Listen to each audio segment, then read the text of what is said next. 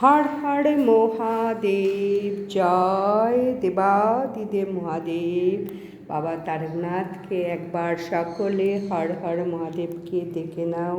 আশ্বিন মাসের শেষ সোমবার, আর সোমবার নেই, তোমরা প্রত্যেকে দর্শন করো, পুজো পাঠ করো। এবং আসছে সামনে কার্তিক মাস, নিয়ম সেবার মাস। তোমরা মহাদেবকে যদি দীপদান করতে পারো তাহলে জানবে মানে হরি সেই দ্বীপ অবশ্যই পাবে। মহাদেবকে, বুদ্ধিদাতা গণেশকে, মাতা পার্বতীকে যাকেই দীপদান করো সরাসরি চলে যাবে শ্রী হরির চরণে। তাই কার্তিক মাস দীপদানের মাস এবং নিয়ম সেবার মাস। বৈষ্ণবদের কাছে অত্যন্ত প্রিয় মাস, শ্রীকৃষ্ণর কাছেও প্রিয় মাস।